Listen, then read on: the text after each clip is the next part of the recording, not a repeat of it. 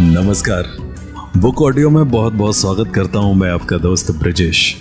और दोस्तों, आज मैं लेकर के हाजिर हूं परशुराम शर्मा का रहस्य और रोमांच से भरपूर उपन्यास खून का बदला खून। चलिए बढ़ते हैं कहानी में आगे की ओर। मैंने ऐसा कुछ नहीं किया जो ईश्वर मुझसे समझेगा। तो क्या तुम यहाँ मेरे आंसू पहुँचने आए हो? अपने आंसू तुम खुद पहुँचो। मैं ये बताना चाहता हूँ कि मोरिस ने जो कुछ किया वो गलत किया। उसकी तरफ से मैं माफ़ी मांगने आया हूँ। तुम अगर इस बात को भूल जाओ तो खुद को स्वस्थ महसूस करने लगोगे। मैं कैसे भूल जाऊं? मेरी जांघों में इतनी पीड़ा हो रही है। अगर वो मेरे हाथ चढ़ गया तो एक दिन उसे जरूर कत्ल कर दूंगी।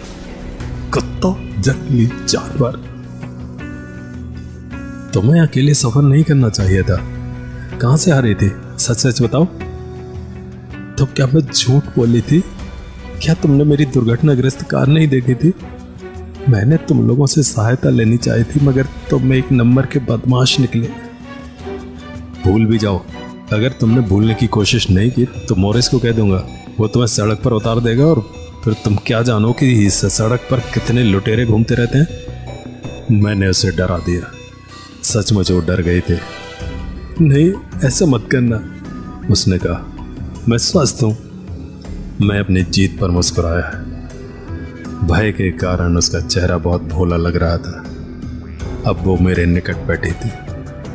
सारे केबिन में जैसे उसके शरीर की सुगंध उड़ रही थी। मैंने उसका कीमती कोट देखा जिसके बटन यकीनन सोने के लगते थे। सोने को पहचानने में मैं धोखा नहीं खा सकता था क्योंकि मेरा बाप सुनार था। यकीनन जेनिस किसी अच्छे घराने की थी। उसका कोट फर का था जो काफी कीमती था। जेनिस कोई आवारा लड़की नहीं थी जैसा कि मोरिस ने कहा था। न्यूयॉर्क में तुम कहाँ रहते हो? मैंने पूछा। तुम्हें मतलब क्या है? कहीं भी रहते हो? अगर मैं तुम्हारे बैग की तलाशी लेने लगूं तो अवश्य मालूम हो जाएगा। तुम्हारा दिमाग अभी सही नहीं हुआ लगता है। मोरिस बहुत क्रोधी स्वभाव का है, मैं तुम्हें बता चुका हूँ। अगर तुमने ये विश्वास नहीं दिलाया कि तुम आवारा लड़की नहीं हो तो समझो तुम्हारी खैर नहीं। मैंने कहा, दरअसल मैं खुद इस लड़की के बारे में जानना चाहता था। कोई ना कोई बात ऐसी ज़रूर थी जो मेरी उत्सुकता जगा गई थी। हाँ, तो तुमने बताया नहीं न्यूयॉर्क में तुम कहाँ रहते हो? मैनहट्टन में रहती हूँ। मैनहट्टन तो 20 बाई 20 वर्ग में फैला है। मैंने अपनी जानकारी दर्शाई। 5th Avenue, park Avenue, Washington square, Broadway, wall street. अब कहाँ कहाँ तक गिनाऊं? इनमें से कौन सी जगह है? Wall street night palace. Wall street night palace. क्या करते हो वहाँ? वो तो काफ़ी बड़ी इमारत है। तुम कोई और बात करो। नाइट पैलेस को मारो गोली। तुम्हारा नाम क्या है? रॉजर्स हॉलिन। दोस्त हॉल कहते हैं, तुम भी कह सकते हो। तुम उस मोरिस से काफ़ी जुदा हो। उसके साथ कैसे पटती है तुम्हारी? मतलब क्या तुम उसके हेल्पर हो? मैं ऐसी घटिया नौकरी नहीं करता। फिर क्या करते हो? कारें धोता हूँ। कहने को कह गया और जब वो खिलखिलाकर हंसी तो मेरी समझ में आया मैं क्या कह गया। कारें धोने की नौकरी तो हेल्परों से भी गई गुजरी होती है। तो ये बहुत बढ़िया नौकरी है। सप्ताह में $10 भी मुश्किल से कमा पाते होगे। मैं झेप मिटाने के लिए बोला, शिकागो में टिप बहुत मिलती है, 25 से कम नहीं कमाता। लेकिन ये तो टेम्परेरी है। देखना एक दिन मैं क्या बनने वाला हूँ। क्या बनने वाले हो? मिनिस्टर बनने का चांस है क्या? मजाक मत उड़ाओ। शिकागो क्या करने जा रही हो? वहाँ मेरी फ्रेंड रहती है। यूनिवर्सिटी की छुट्टियाँ, इसलिए छुट्टियाँ बताने जा रही हूँ। शानदार जगह है। ज़रूर, परंतु छुट्टियों की शुरुआत बुरी हुई। तुम्हारी फ्रेंड कहाँ रहती है? लूप में। वो मॉर्डी इंटरप्राइजेज में काम करती है। एक बड़ी पोस्ट पर है। मॉर्डी इंटरप्राइजेज? मैं चौंक पड़ा। सालों से तो ये नाम मेरी जुबान पर रटा पड़ा था।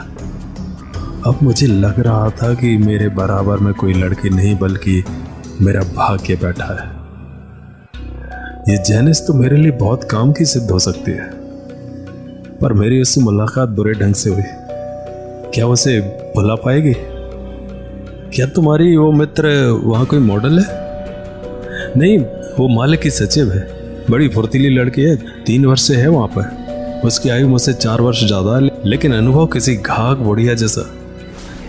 सचिव के हाथ में तो सब कुछ होता है, पर इस विषय को यहीं छेड़ दिया तो जेनिस पता नहीं काबू में आए या नहीं। अब इस लड़की से जरा भी गलत व्यवहार नहीं करना था, इस पर अपने अच्छे ईमानदार होने का सबूत भी देना था। उसी समय मैंने देखा ट्रक रुक गया है। मोरिस शायद नीचे उतरा। ऑल बॉय, क्या तुम बिजी हो? उसने चिल्ला कर कहा। अभी काम नहीं निपटा क्या? क्या बात है उस्ताद? मैंने खिड़की की तख्ती हटाई। नीचे उतरो। खिड़की खोलकर मैं नीचे कूद गया। मुझे मालूम था मोरिस क्या करने वाला है, शायद वो उसे नीचे उतारेगा। मुझे मोरिस को समझाना था। जल्दी मैं तुरंत हाथ पकड़कर अलग ले गया। इस समय ट्रक सड़क के किनारे खड़ा था। नीचे कोई ट्रेन सुरंग में धड़धड़ा रही थी। मैं उसे धीरे धीरे समझाने लगा। वैसे भी मुझे उम्मीद थी कि ट्रेन की आवाज के कारण जोर से बोलने पर भी जेनिस हमारी बातें नहीं सुन सकती। अगर ये बात है तो हाल में तेरे काम आ सकता हूं। तो ट्रक लेकर चेक पोस्ट तक तो जा सकता है ना? क्या कहना चाहते हो? तेरी जिंदगी में तो अवसर आया है, और मैं जानता हूं अवसर सिर्फ एक बार दरवाजे पर आता है। जब पहचान कर उसका लाभ उठा लेता है, भाग्यवान वही होता है। तो उसमें नौकरी चाहता है ना, बराबर मिलेगी। उसके बाद मोरिस जो ड्रामा समझाता रहा वो काबिल तारीफ तो था, पर मुझे पसंद नहीं था। किंतु मोरिस कहता था सो पसंद करना पड़ा। फिक्र मत करना, भले ही मेरा जबड़ा टूट जाए। ये समझना किसी अच्छी फिल्म की शूटिंग चल रही है और तू उसका हीरो है। उसके बाद ड्रामा शुरू हो गया। मोरिस वापस लौटते समय जोर जोर से बोलने लगा। मैं उस कुतिया को नहीं रख सकता। अगर उसने पुलिस में रिपोर्ट कर दी तो? मगर उस्ताद, मैं गिड़गिड़ाया। इतनी ठंड है, रात का तीसरा पहर भी खत्म हुआ है। तुम जानते हो यहाँ कितने लुटेरे फिरते हैं। वो बेचारी अकेली लड़की। बकवास मत कर राहुल, तू उस लौंडिया को दिल दे बैठा है। दिमाग से काम ले, दिल से नहीं। उस्ताद, ये नहीं हो सकता, वो हमारे साथ जाएगी। मैंने जोर से कहा। मेरी आवाज़ कड़क थी। क्या कहा तूने हरामी? मोरिस चिल्लाया। मेरे साथ इस आवाज में बात करता है? तुझे अभी काट कर फ्रिज में फेंकता हूं। वो मुझ पर कूद पड़ा। जेनिस देख रही थी, सुन रही थी। हम दोनों लड़ रहे थे। मोरिस ने कहा था कि सचमुच के हाथ चलाने हैं। मुझे दुख हो रहा था कि खामखा वो मेरे लिए मेरे यहाँ तो पिट रहा है। फिर भी पूरे जोश खरोश के साथ में लड़ रहा था। आखिर में मैंने उसे सड़क के किनारे ढकेल दिया और लगातार वारों से उसे इस काबिल बना दिया कि कुछ घंटे तक उठ ना सके। वो लंबा लेट गया। क्या तुमने मार डाला उसे?